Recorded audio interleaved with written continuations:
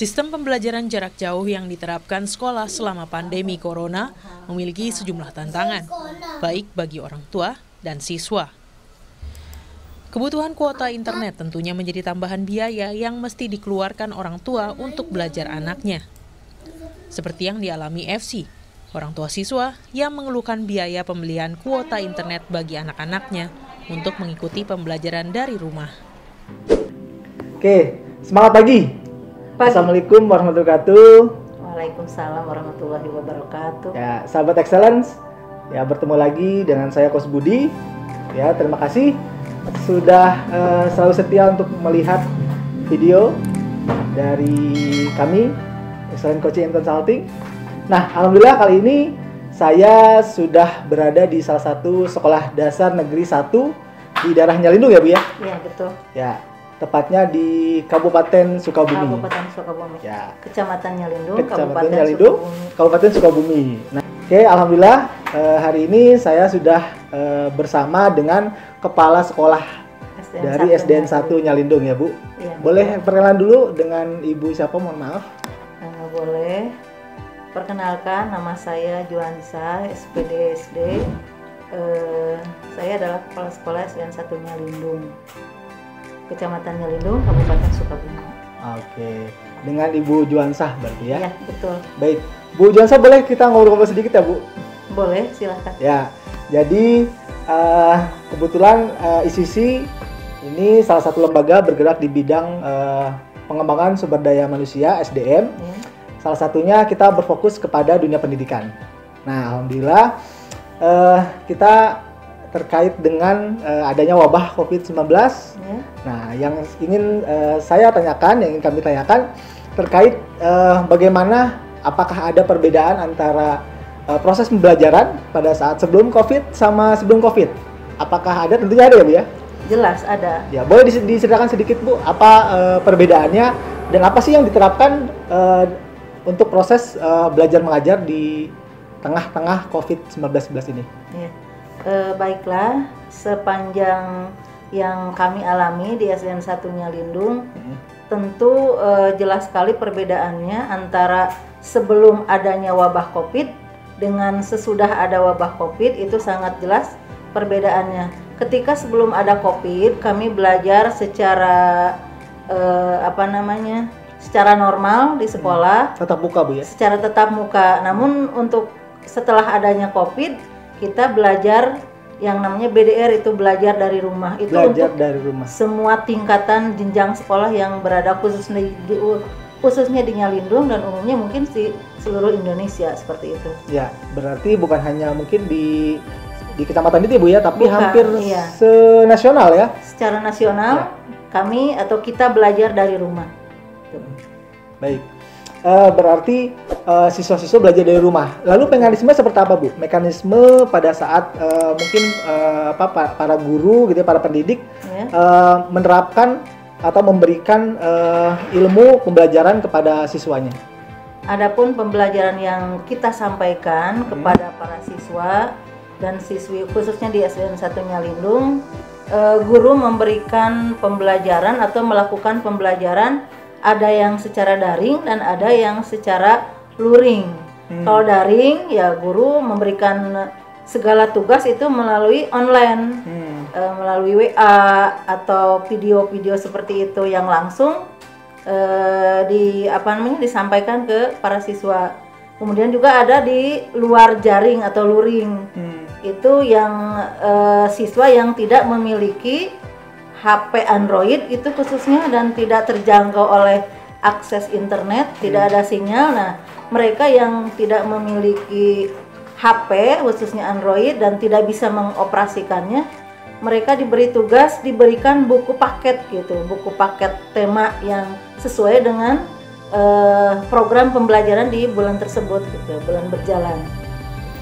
Teknik untuk pembelajaran di masa pandemi, terutama di tahun pelajaran baru 2021 ini, kami mendapatkan instruksi khususnya dari Dinas Pendidikan Kabupaten Sukabumi, sama semuanya tekniknya, yaitu dengan cara membentuk titik kelompok untuk belajar jarak jauh. Dan alhamdulillah kami sudah membentuk ada kurang lebih 47 kelompok dari kelas 1 sampai kelas 6, dan guru secara bergiliran mendatangi siswa di setiap kelompok. Seperti itu teknik untuk tahun ini. Nah, jadi ternyata teknisnya para guru membuat beberapa kelompok ya Bu ya? Beberapa kelompok dalam satu kelas, dan guru berkeliling. Nah, luar biasa. Jadi ini note juga catatan buat saya ya. Jadi ini saya baru tahu juga ternyata guru-guru bukan hanya memberikan materi dari rumah Bu ya? Bukan, iya. Tapi guru-guru juga secara langsung ke tiap kelompok sesuai zonasi.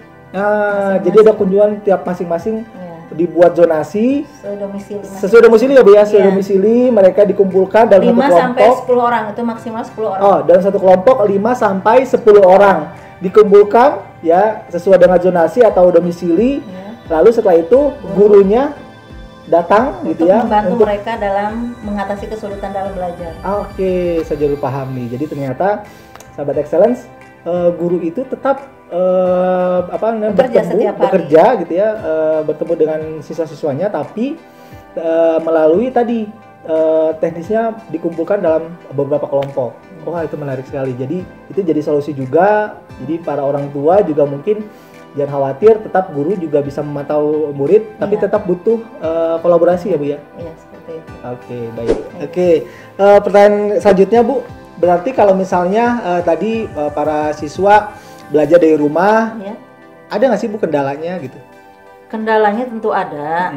Yang pertama, kendala yang kami alami, yang pertama otomatis program pembelajaran kita tidak secara sempurna melaksanakan kurikulum yang sudah diprogramkan seperti itu, seperti program semester atau program lainnya, itu tidak bisa disampaikan secara maksimal seperti itu.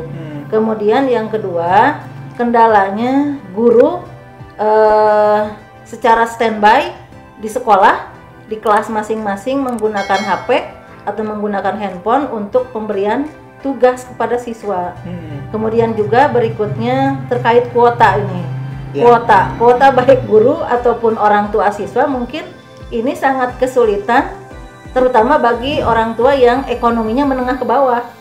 Itu merasa kesulitan karena di masa pandemi seperti ini mereka sulit untuk memperoleh uang karena pekerjaan hampir semua tingkatan ekonomi atau masalah ekonomi sekarang kita kan sedang mengalami pasti terganggu ya dengan adanya COVID. Drop itu turun, penurunan sama sekali itu di semua semua sektor, lini ya, di semua lini.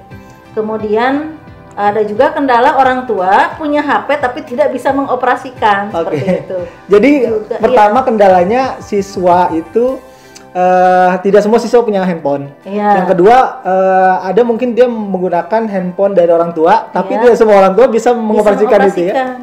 Kemudian ada lagi kendala karena jarak sekolah dari sekolah ke rumah itu ada yang jauh, ada yang mencapai 4 km atau 3 km, ada yang tidak terjangkau oleh internet atau namanya apa? Sinyal. Nah, tidak ada sinyal, otomatis punya HP tapi sinyal tidak ada, kuota ada tapi tidak berjalan seperti itu.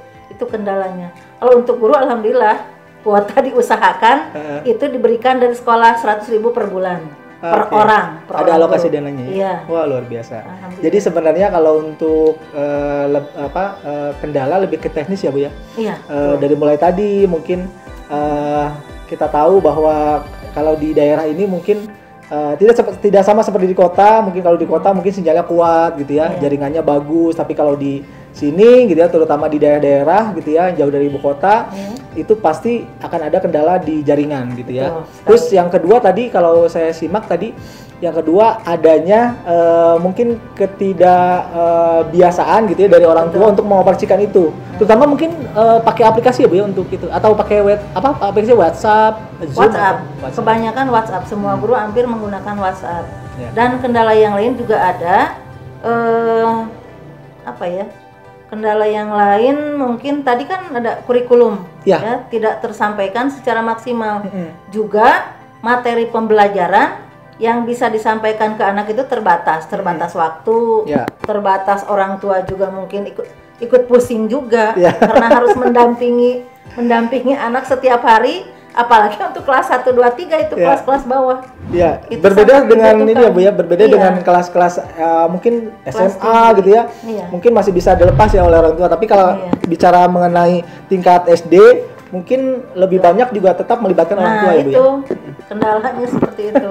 Kalau anak SD kan masih tahap bagaimana ya untuk mengoperasikan alat-alat yang modern seperti itu belum maksimal seperti itu.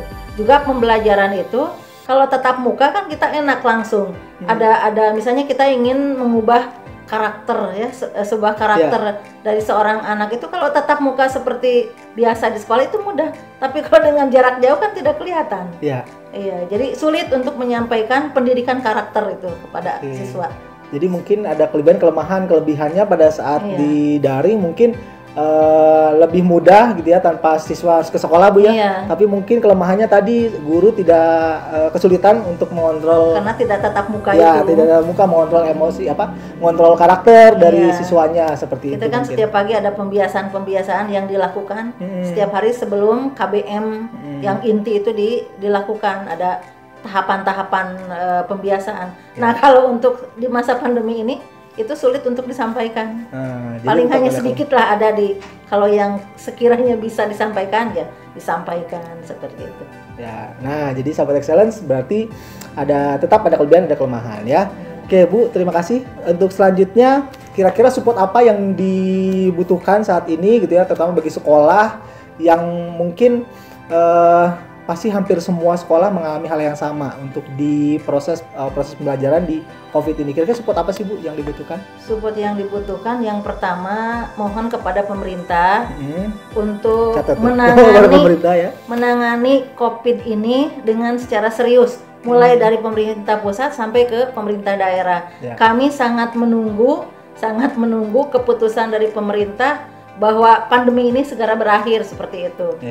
Dan diharapkan kepada orang tua juga, orang tua siswa. Untuk orang tua, walaupun kita belajar dengan keadaan yang seperti ini, tetap semangat dan tidak mengeluarkan kalimat-kalimat yang negatif, terutama di media sosial seperti itu. Itu akan menambah drop ke para guru. Jadi ternyata banyak juga mungkin ada orang tua yang mengeluh. Karena suka ada itu di media sosial, ada kalimat-kalimat negatif. Itu di luar sana. Kalau di sini alhamdulillah nggak ada ya. Jadi isunya masih memang bisa diatasi alhamdulillah. Alhamdulillah. Jadi memang isunya banyak sekali mungkin dari orang tua keluhan gitu. Karena mungkin butuh keterbiasaan Bu ya. Dimohon ada kesadaran lah. Oke, baik. Satu lagi Bu, boleh? Ya, kalau tadi support dan sekarang yang ingin saya tanyakan adalah harapan Ibu gitu ya terkait wabah ini gitu ya seperti apa? Harapan saya selaku pribadi dan mungkin atas nama keluarga besar SDN 1 Nyalindung, kami berharap semoga wabah ini cepat berlalu, cepat lenyap dan mudah-mudahan Allah Subhanahu wa taala segera memulihkan keadaan seperti dulu lagi. Amin. Kami rindu, kami kangen kepada para siswa untuk belajar seperti biasa. Mudah-mudahan kami kedepannya diberikan kesehatan, kesabaran, dan kekuatan oleh Allah Subhanahu wa taala. Seperti itu harapannya dan semoga pemerintah segera mengumumkan atau memberikan izin untuk melaksanakan KBM seperti dulu lagi, seperti biasa. Amin ya Allah ya Rabbal alamin. Mungkin itu yang bisa disampaikan. Baik, terima kasih Bu Juansa atas waktunya ya, Sahabat Excellence ya. Itu dia tadi sedikit bincang-bincang dengan Kepala Sekolah SDN 1 Nyalindung ya. Mudah-mudahan ini bisa bermanfaat, memberikan informasi kepada kita semua ya. Akhir kata dari saya, terima kasih. Wassalamualaikum warahmatullahi wabarakatuh. Semangat pagi. Pagi.